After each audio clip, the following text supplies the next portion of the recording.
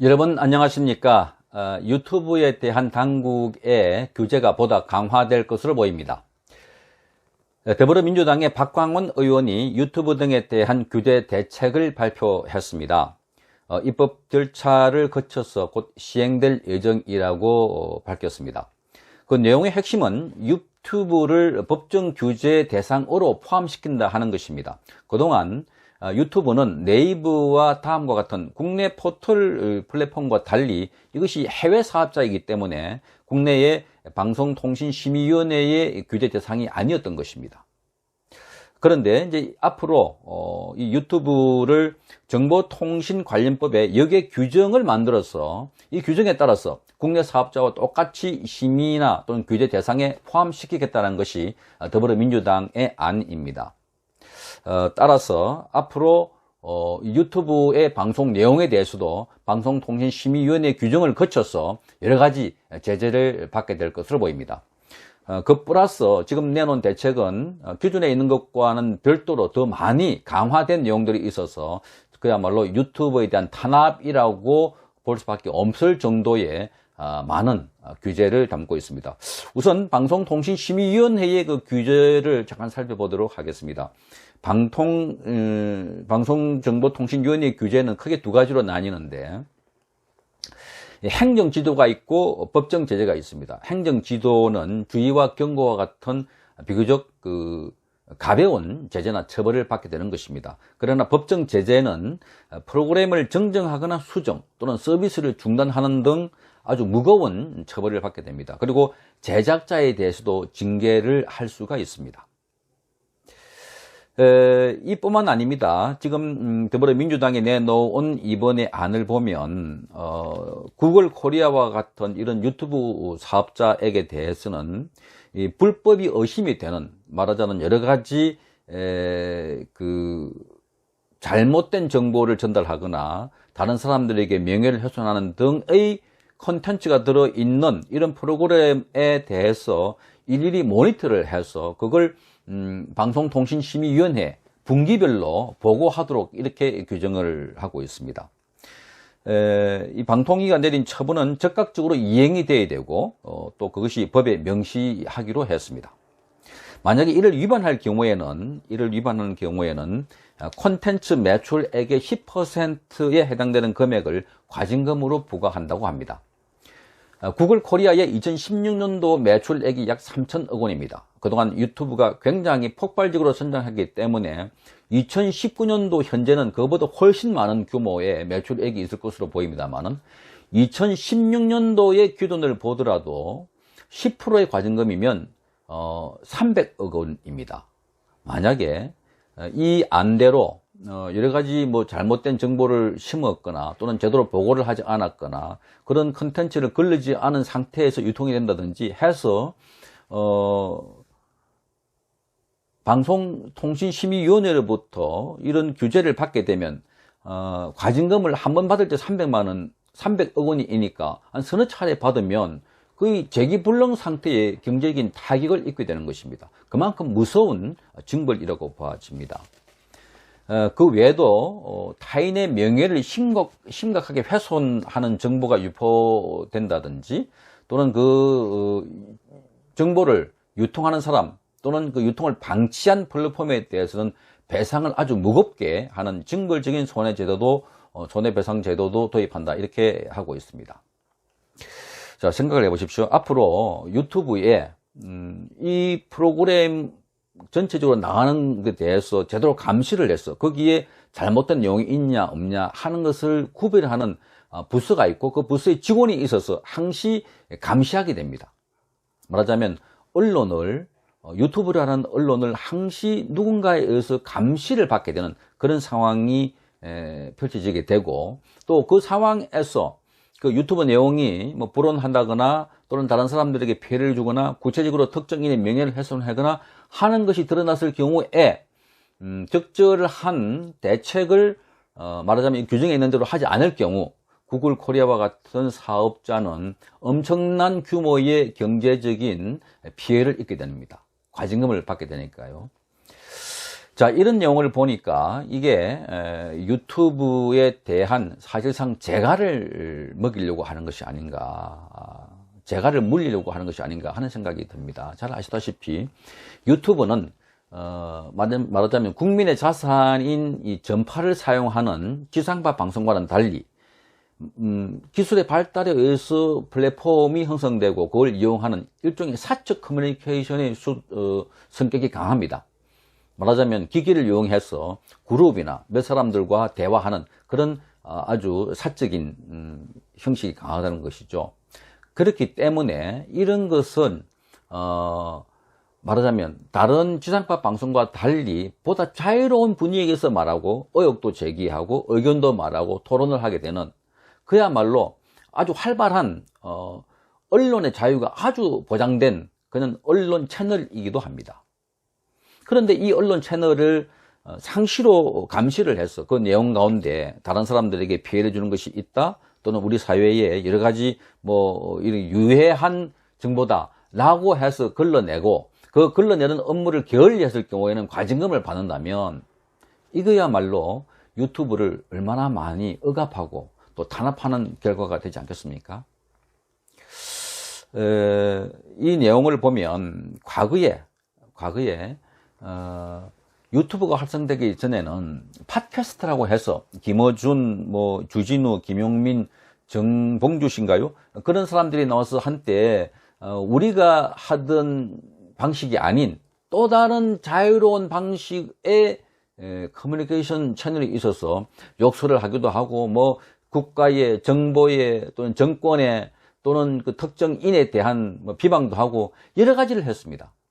그걸로 인해서 피해받은 사람도 많고 특히 과거에 보수 정권에서는 많은 타격을 입기도 했습니다. 특히 젊은이들이 이 팟캐스트를 많이 들었기 때문이죠. 그런데 그때는 가만히 놔뒀다가 이제 정권이 바뀌어서 유튜브가 활성화되니까 유튜브를 듣는 사람이 주로 보수층이 많으니까 이 보수층들이 정권을 비방하거나 비판하거나 견제하니까 이걸 막기 위해서 유튜브에 대한 가짜 뉴스 단속이라는 명목으로 지금 억압하려고 하는 것이 아닌가 하는 생각이 듭니다. 생각해 보십시오. 왜 우파 국민들이 유튜브를 많이 활용하고 또 듣고 있습니까? 그러니까 기존의 제도권 언론, 지상파를 포함한 공영 방송들 또는 신문 이런 매체들이 이미 이 문재인 정권에 의해서 또는 특정 노조에 의해서 장악되다 보니까 그 내용이 일방적으로 문재인 정권을 칭송하고 심지어 김정은을 찬양하는까지 들어 있습니다. 그리고 문재인 정권이 잘못하고 있거나 이 정권에 불리한 것은 거의 보도를 하지 않는 상황들. 일례로 지난 8월 15일 날 광화문 앞에서 수십만 명이 모여서 문재인 정권 퇴진을 요구했는데 그날 SBS와 MBC는 단 한 줄도 저녁 8시 뉴스에 보도하지 않았습니다. KBS는 딱 3,000명이 모였다고 보도를 했습니다. 그리고 엊그제 서초동 앞에서 검찰청 앞에서 이른바 조국과 문재인 정권을 지키기 위해서 모였던 그런 이른바 관제 데모라고 하는 그 시위 현장에 200만 명이 모였다고 보도를 했습니다. 뒤에 여러 가지 과학적 증거로 보니까 굳이 모였다면 한 몇만 명, 3, 4만 명이 고작일 텐데 그게 주최 측의 주장이라고 하면서 200만 명이 모였다고 그렇게 이야기를 하고 있고 그 내용들을 거기서 나왔던 주장하는 내용들 그대로 뉴스 시간에 공중파 방송에 일방적으로 전달하는 그런 걸 보고 사람들이 도저히 이 지상파 방송은 듣지를 못하겠다 해서 빠져나온 것이 오늘날 유튜브 아닙니까? 그런데 유튜브에 많이 빠져나와 버리니까 지상파 방송에서 시청률이 폭락하고 광고가 급락하니까 이제 이 유튜브를 잡으려고 그래서 이런 새로운 법을 만들어서 규제하려고 하는 것 아니겠습니까? 이러한 정권의 꼼수에 대해서 많은 사람들이 붕괴를 하고 있습니다. 그런데 이 내용을 보면 여기서 그치는 것이 아닙니다. 어떤 내용이냐면 역사 왜곡도 형사처벌을 할 수 있도록 하겠다 이런 내용이 포함되어 있고요. 식민 통치와 침략 전쟁 행위 등에 대해서 왜곡하거나 찬양 고무하는 것에 대해서도 처벌하겠다. 그렇다면 5.18 민주화 운동을 날조하거나 왜곡, 모욕하는 행위에 대해서도 처벌하는 형법 개정도 추진한다고 합니다. 자, 자신들이 신성히 여기는 역사 또는 어떠한 사건 대해서 그걸 비방하거나 그거에 대한 의견을 표현하면서 그 내용을 폄훼하거나 또는 부인하는 등의 발언을 할 경우에도 처벌하겠다고 합니다. 여러분, 이 내용을 들어보면 지금 우리가 지금 이 펼쳐질 사회가 자유 대한민국이라고 생각되십니까? 어마어마하고 무시무시한 공산 치하에도 지금 이런 규제를 할까 싶을 정도의 막강한 언론 탄압을 하고 있는 것 아니겠습니까? 말하자면 과거의 공안정국 혹은 계엄령 하에서의 언론 통제와 비슷한 상황으로 받아들여질 만큼 그야말로 질식할 만큼의 언론 자유를 억압하고 있다, 이렇게 저는 생각을 하고 있습니다. 정말 이게 자유민주주의 체제가 맞는지, 또 우리 체제를 정말 이 사람들이 바꾸고 있는 것이 아닌지 강한 의문이 들고 있습니다. 그래서 조국을 그런 반대에도 불구하고 법무부 장관을 앉혔나 하는 생각도 들고, 지금 이러한 움직임은 단순한 법 개정이 아니라 우리 국민의 기본권을 박탈하고 기본권을 억압하고, 그래서 우리의 말과 생각을 규정을 하고 규제를 하려고 하는, 그래서 완전하게 새로운 어떠한 억압된 체제를 만들려고 하는 것이 아닌가 하는 생각을 지울 수가 없습니다. 지금 이 언론 상황에서 유튜브가 없다면 우리는 얼마나 암흑과 같은 세상에 살고 있다라고 생각하지 않겠습니까? 그런데 지금 이 대책대로 시행이 된다면 바로 그것이 현실화될 것이 아닌가 하는 무시무시하고 두려운 생각을 떨칠 수가 없습니다. 아무리 정부가 이 사상과 학문의 자유를 보장하기 위해서 뭐 토론과 의견 제시는 가능하다라고 단서를 붙이기는 했지만, 이대로 시행이 된다면 전체적인 기조는 유튜브를 규제하고 우리의 일상의 대화를 억압하고 우리의 창의적인 생각까지도 바꾸려고 하는 그런 체제가 아닐까 하는 생각이 듭니다. 지금 이 상황에서 유튜브가 없다면 어떨까요? 바로 그 상황들이 지금 이 법안이, 또 이 정책이 참 이루고자 하는 목표가 아닐까 하는 생각이 되어집니다. 이 건에 대해서 우리 국민 모두가, 유튜브 모두가 정말 자유 대한 체제를 지킨다는 마음으로 관심을 갖고 이것이 법제화되지 않도록 우리 모두가 나서서 투쟁해야 할 때라고 생각합니다. 제18대 대통령에 당선된 박근혜 대통령은 51.6%인 1,500만 여표로 대한민국의 최초 여성 대통령이 되셨습니다.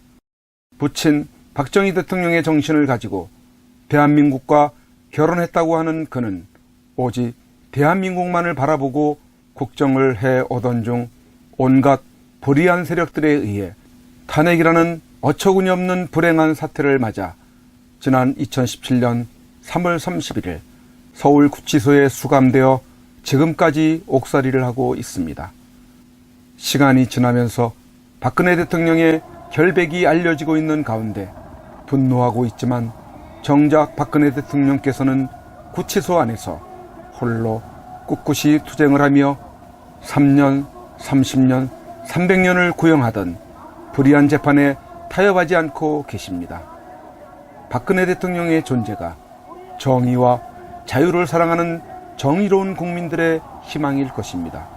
하지만 오랜 기간 동안 구치소 생활 가운데 정신은 강할지라도 육신은 쇠약해져 계실 것입니다.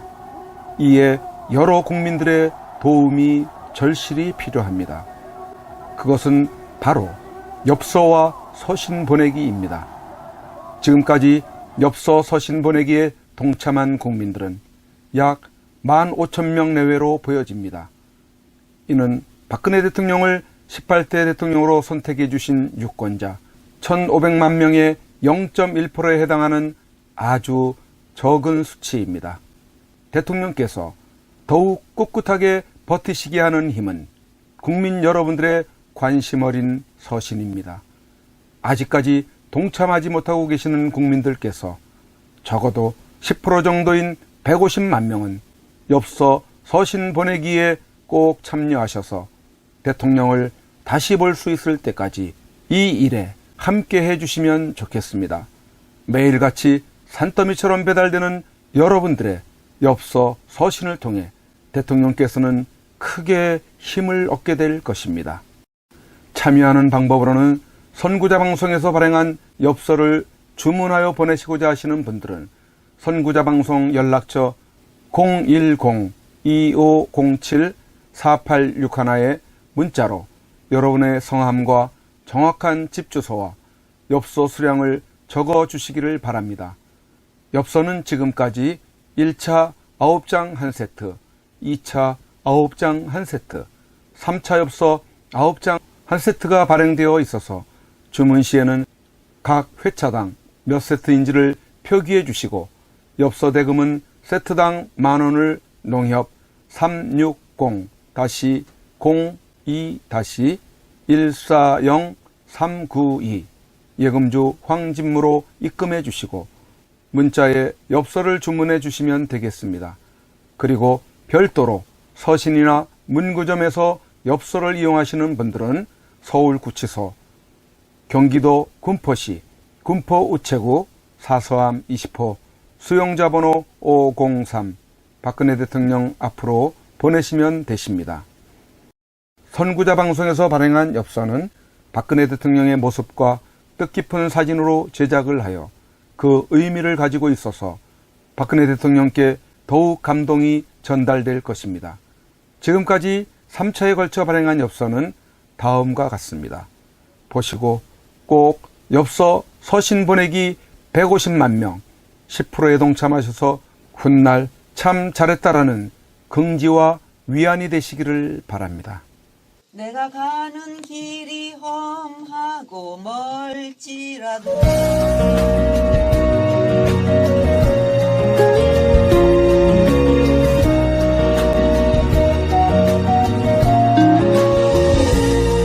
내가 가는 길이 험하고 멀지라도 그대 함께 간다면 좋겠네. 우리 가는 길에 아침 햇살 비치면 행복하다고 말해주겠네. 그대와 행복을 만들어요.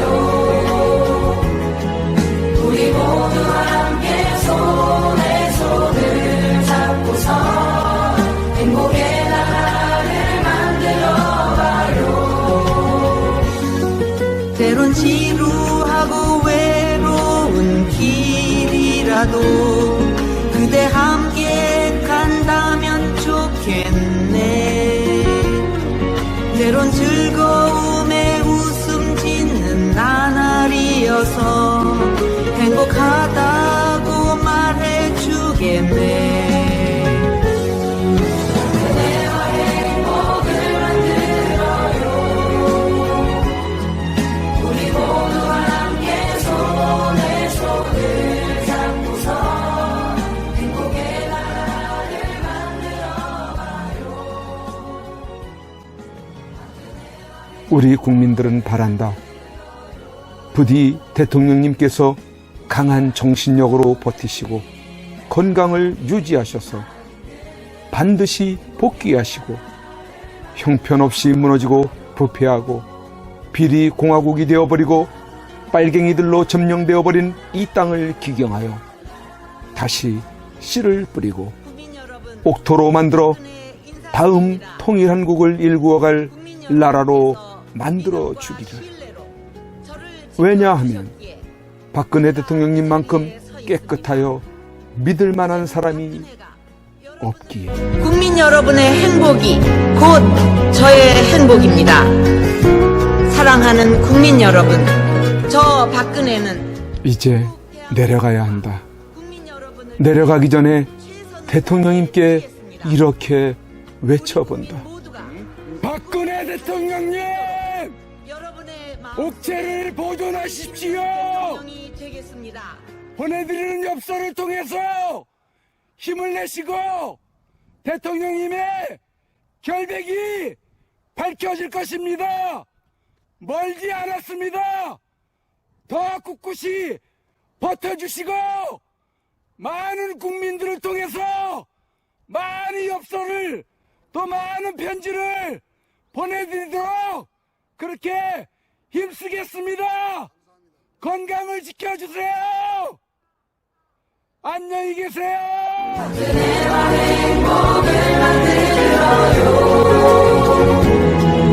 우리가